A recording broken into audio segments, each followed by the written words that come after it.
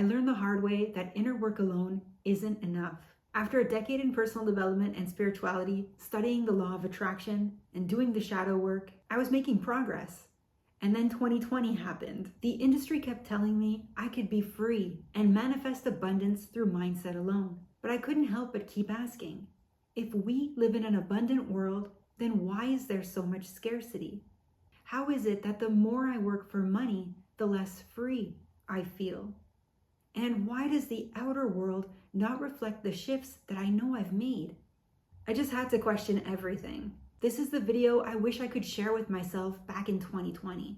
And I'm so glad to share with you today if you're standing at that same threshold, questioning reality. There's a key premise in personal development and spirituality is until you make the unconscious conscious, it will direct your life and you will call it fate. This is incredibly important because our childhood programming had a massive impact on who we are today as adults. When we come into this world, we don't have any preconceived belief or understanding of what it means to be human or how to operate on this planet, right? We learn it from our parents, grandparents, caregivers, etc., our family circle, and then that expands slowly over time. This constitutes our childhood programming, and it is encompassed in what we could perceive to be very good things as adults, or what we could perceive to be detrimental things in our adult lives if this programming is still running in the background without our knowing. And so we can have limiting beliefs, generational trauma, upper limits that we are unaware of because they are in our subconscious mind.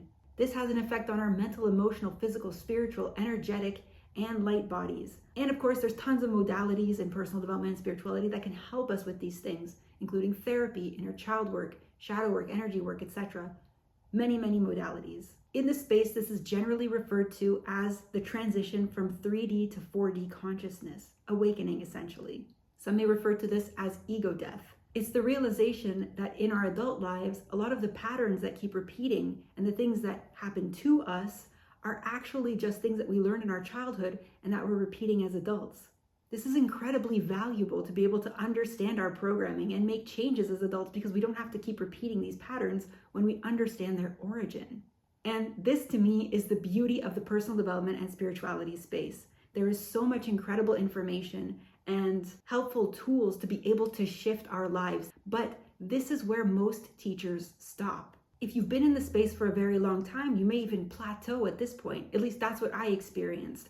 I felt like things weren't shifting anymore. And the tools that I had learned were starting to have their limitations in 2020, specifically for me. That's when I started asking deeper questions. And I realized that there's another layer to our programming. We often talk about the individual matrix in personal development and spirituality. So the transition of the individual from 3D, 4D to 5D consciousness. As a quick recap, 3D consciousness is ego consciousness. It's the state of unawareness, essentially, not really knowing about your programming. The 3D is very grounded in physical reality, space-time. So everything has to have a past, present, future, and height, width, depth in order to exist. So the law of space-time. Whereas in 4D consciousness, we become much more aware of the ethereal reality around us. We're not just a meat suit in meat space. There's also lots of other things happening around us. And that's the awakening phase. Like, where do my thoughts come from? Why do I believe these things? Can I make a change? Do I have agency? It's the exercise of free will. The 5D is a plane of higher consciousness, which I won't get into in this discussion specifically. But this is what we discuss in the space. It's really going from 3D to 4D consciousness. And that's where the plateau kind of comes in. The work I've done has led me to understand that there's a huge second layer to all of this, much more on a collective level. I called it the systemic matrix. It's not just the individual, of course, but we're also individuals who are part of a collective, of a whole. And yes, lots of people are shifting individually, which is shifting the collective. But we are all within one same operating system, the systemic matrix. Now, what makes up the systemic matrix? Yes, it is our societal programming. So cultural, linguistic, religious, education, those beliefs and influences that come from more of a collective aspect. But there's something broader than that, something that encompasses every religion, belief, culture, language, every system that we've ever seen on planet Earth. It's the system into which each and every one of us, all 8 billion people on this planet, were born into. It's a system that imposes debt, depletion, and scarcity. And so where I felt friction was, how do you experience abundance within a system designed to impose scarcity? It's like we're doing deep inner work to heal within a system designed to keep inflicting pain. And so this is not just a mindset or energetic problem. It actually is a structural, systemic problem as well. From my experience, understanding both of these types of programming is incredibly important to be able to experience deeper sovereignty, freedom, and free will. I just think we haven't explored that second layer yet.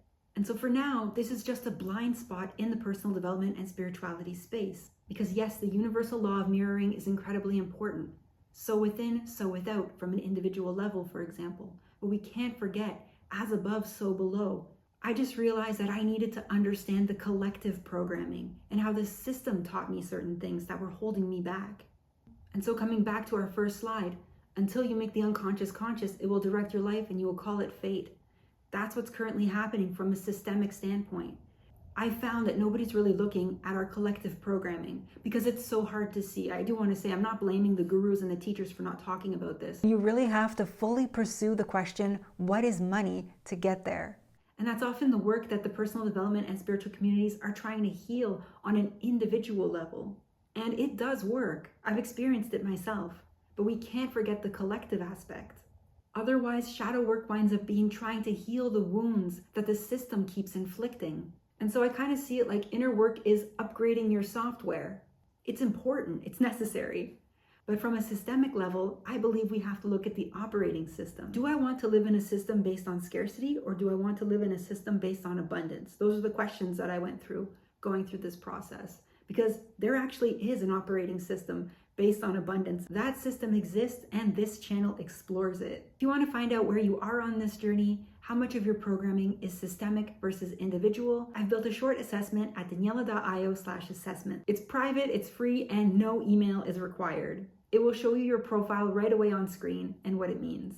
The work you've done in the personal development space has made real change. This video isn't offering a replacement for the inner work, but a deeper layer nobody is talking about. Thanks so much for being here.